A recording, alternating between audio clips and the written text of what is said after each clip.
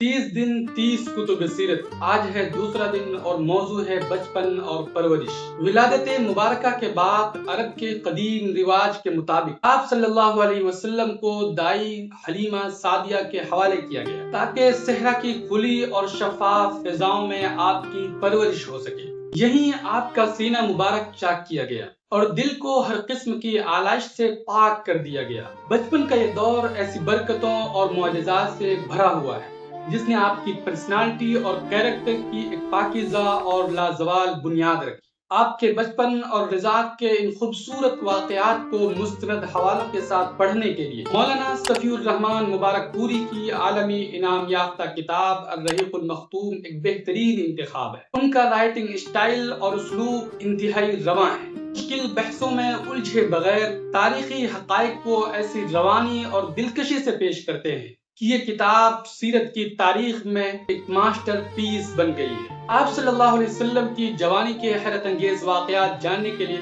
Video کو share کر کے پیج کو ضرور فالو کر لیں۔